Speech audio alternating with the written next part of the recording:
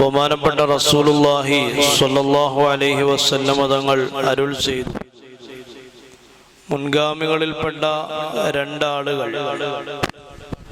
അവർ മുത്തആഖീന സഹോദരങ്ങളായിരുന്നു, സുഹൃത്തുക്കളായിരുന്നു. ബനൂ Israel സമൂഹത്തിൽപ്പെട്ട രണ്ടാളുകളാണ്. ഈ സംഭവം ബഹുമാനപ്പെട്ട അബൂ ഹുറൈറ റളിയല്ലാഹു തആല റിപ്പോർട്ട് ചെയ്യുന്ന ഹദീസാണ്.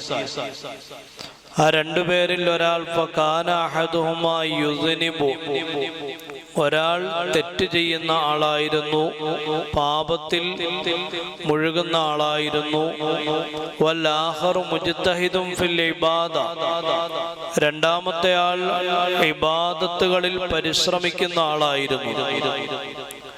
ഒരാൾ പാപം ചെയ്യുന്ന ആളും രണ്ടാമത്തെ ആൾ തെറ്റിൽ, രണ്ടാമത്തെ ആൾ ഇബാദത്തിൽ മുഴുകുന്നയാളും. فكان لا يزال المجتهد يرى الآخر على الذنب فيقول أقصر. ആ ഇബാദത്തുകളിൽ മുഴുകുന്ന മനുഷ്യൻ ഈ പാപം ചെയ്യുന്ന ആളെ കാണുമ്പോൾ പറയും, അഖ്സിർ, ഈ തിന്മയിൽ നിന്ന് മാറി നിൽക്ക്, ഇതൊക്കെ അവസാനിപ്പിക്കുക.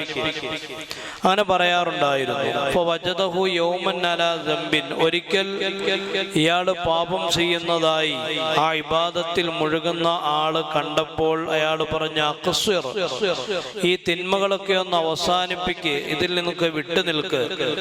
അപ്പോൾ ആ പാപം ചെയ്ത ആ സഹോദരൻ പറഞ്ഞു, ഖല്ലനി വറബ്ബി അബുഇസ്ത അലയ്യ റഖീബ, എന്നെയും എൻ്റെ റബ്ബിനെയും നീ വിട്ടേക്ക്, എൻ്റെ കാര്യം നീ നോക്കേണ്ട കാര്യമില്ല. അബുഇസ്ത അലയ്യ റഖീബ, എന്നെ നിരീക്ഷിക്കാൻ നിന്നെ ആരെങ്കിലും ഏർപ്പാടാക്കിയിട്ടുണ്ടോ? എൻ്റെ കാര്യം നോക്കാൻ നിന്നെ ആരെങ്കിലും ഏൽപ്പിച്ചിട്ടുണ്ടോ? അതുകൊണ്ട് ഞാനും റബ്ബും തമ്മിൽ ഈ കാര്യം തീർത്തുകൊള്ളാം, അതുകൊണ്ട് എൻ്റെ കാര്യം വിട്ടേക്കൂ എന്ന് ഈ പാപിയായ മനുഷ്യൻ ഇബാദത്തിൽ മുഴുകുന്ന ആളോട് പറഞ്ഞു. അപ്പോൾ ആ ഇബാദത്തിൽ മുഴുകുന്ന ആൾ പറഞ്ഞു, വല്ലാഹി ലാ യഗ്ഫിറുല്ലാഹു ലക്, അല്ലാഹുവിനെ തന്നെയാണ് സത്യം, അല്ലാഹു നിനക്ക് മാപ്പ് ചെയ്തു തരികയില്ല. ഔ ലാ യുദ്ഖിലുല്ലാഹുൽ ജന്ന, അല്ലെങ്കിൽ അല്ലാഹു അവന്റെ സ്വർഗ്ഗത്തിൽ നിന്നെ പ്രവേശിപ്പിക്കില്ല. നീ ഇങ്ങനെ പോയാൽ നിനക്കല്ല മാപ്പ് ചെയ്തു തരൂല, നിനക്ക് സ്വർഗം കിട്ടൂല, നിന്റെ കാര്യം തീർന്നു എന്ന് ഈ ഇബാദത്തിൽ മുഴുകുന്ന മനുഷ്യൻ അയാളോട് പറഞ്ഞു. അല്ലാഹു തആല രണ്ടാളുകളെയും മരിപ്പിച്ചു, രണ്ടുപേരുടെയും റൂഹ് പിടിച്ചു. എന്നിട്ട് ഫജ്തമാ ഇൻദ റബ്ബിൽ ആലമീൻ, അല്ലാഹുവിന്റെ അടുക്കൽ ഈ രണ്ടുപേരെയും ഹാജരാക്കപ്പെട്ടു.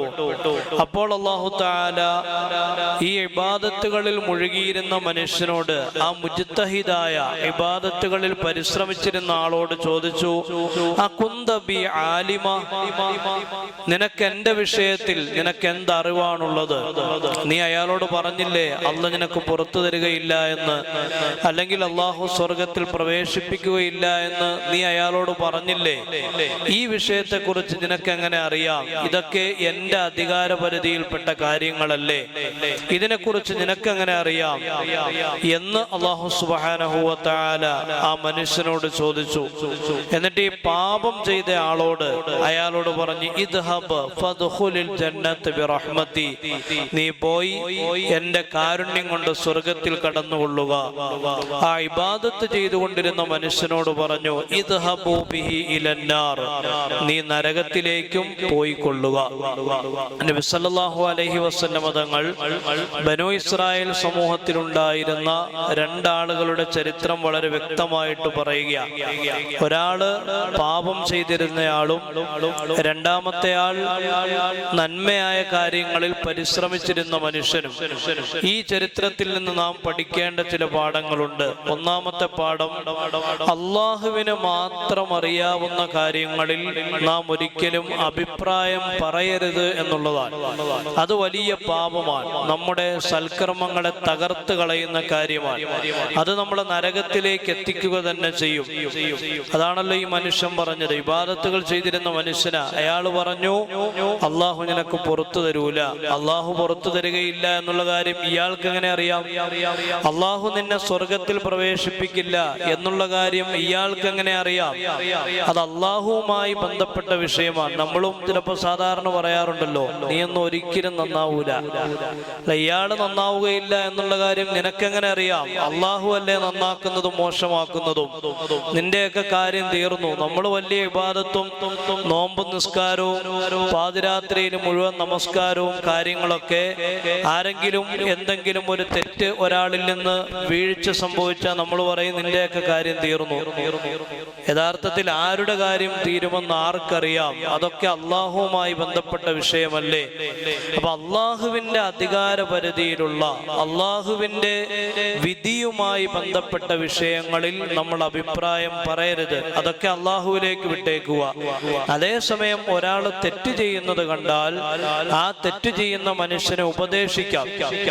അത് ഒരു വിശ്വാസിയുടെ ബാധ്യതയാണ്. പക്ഷെ അതിനപ്പുറത്തേക്ക് അതിര് കവിയരുത് എന്നാണ് നബി സല്ലല്ലാഹു അലൈഹി വസല്ലം തങ്ങൾ പറഞ്ഞത്.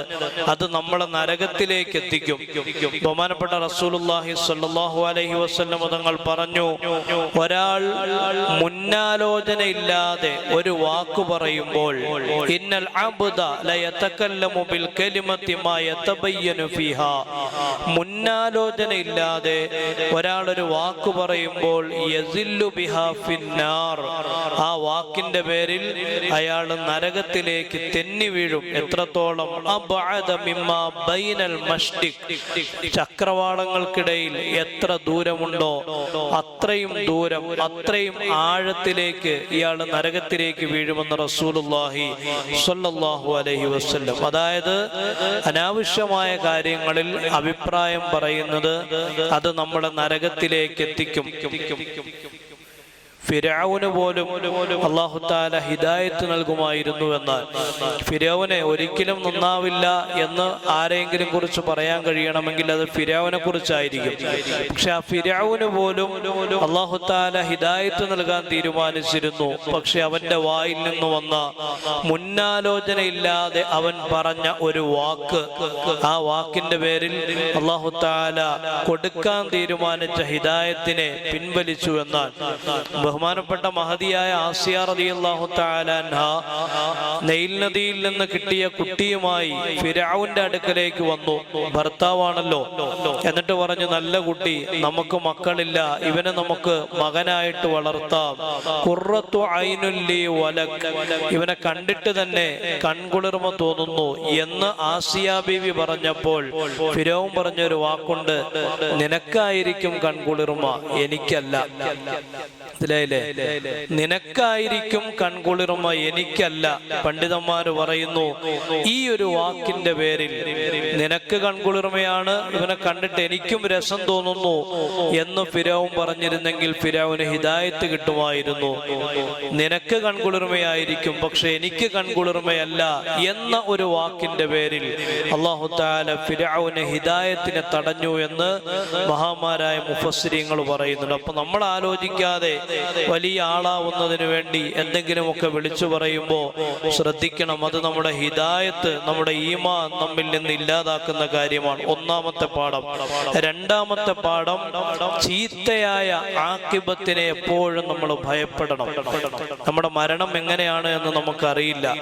എത്ര വലിയ ഇബാദത്തുകൾ ചെയ്ത ആളാണെങ്കിലും ചിലപ്പോൾ അന്ത്യം മോശമാവാം. അള്ളാഹുവിന്റെ ഖദറിൽ അങ്ങനെ ഉണ്ടെങ്കിൽ, അപ്പോ എത്ര ഇബാദത്തുകൾ ചെയ്ത വ്യക്തിയാണെങ്കിലും ആ ഇബാദത്തുകൾ ചെയ്യുന്നതിനോടൊപ്പം റബ്ബനാ തവഫനാ മുസ്ലിമീന വഅൽഹിഖ്നാ ബിസ്സാലിഹീൻ, അല്ലാഹുവേ മുസ്ലിമായിട്ട് നീ ഞങ്ങളെ മരിപ്പിക്കുകയും സ്വാലിഹീങ്ങളിൽ ഉൾപ്പെടുത്തുകയും ചെയ്യണമേ എന്ന് നിരന്തരം ദുആ ചെയ്തുകൊണ്ടേയിരിക്കണം. ഞാൻ റെഡിയാണ്, ഞാൻ ഓക്കെ ആണ്. അല്ലെ, ഇന്ന് അങ്ങനെയാണല്ലോ പറയാൻ പഠിപ്പിക്കുന്നത്. I am okay, you are okay എന്ന് പറയണമെന്ന്. അപ്പൊ എല്ലാം റെഡിയാവുന്ന അങ്ങനെയൊന്നുമില്ല.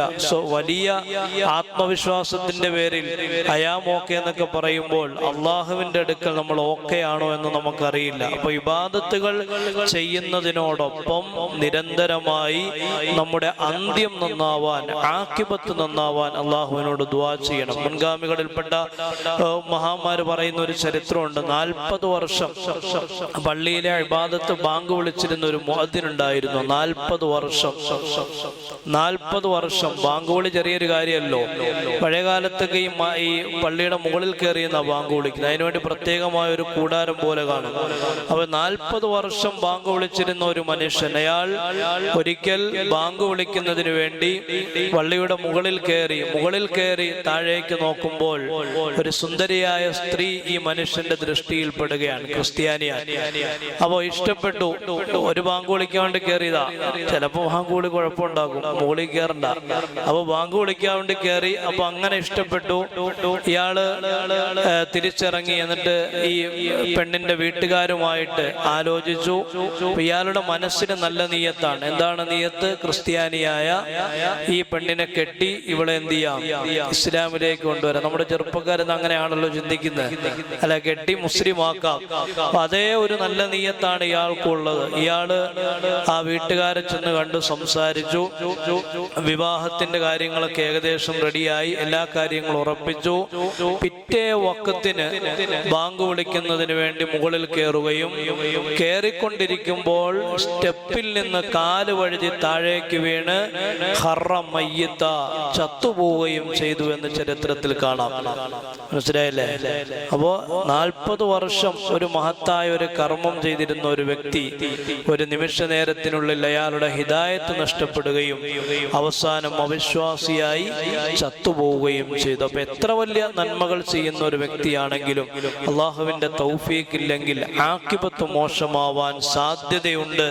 ഇവിടെയും അതാണ് സംഭവിച്ചത്. ഇബാദത്തുകളിൽ പരിശ്രമിച്ചു കൊണ്ടിരുന്ന വ്യക്തി അവസാനം അയാളോട് നരകത്തിൽ പോവാൻ അല്ലാഹു പറയുകയും ആ പാപം ചെയ്തുകൊണ്ടിരുന്ന വ്യക്തിയോട് എന്റെ കാരുണ്യം കൊണ്ട് സ്വർഗത്തിൽ പോവാൻ അല്ലാഹു തആല പറയുകയും ചെയ്തപ്പോ റമദാനിൽ ഒരുപാട് നന്മകളൊക്കെ നമ്മൾ ചെയ്യുമ്പോഴും അതോടൊപ്പം നമ്മുടെ അന്ത്യം നന്നാവുന്നതിന് വേണ്ടി അള്ളാഹുവിനോട് ആത്മാർത്ഥമായി ദുആ ചെയ്യണം.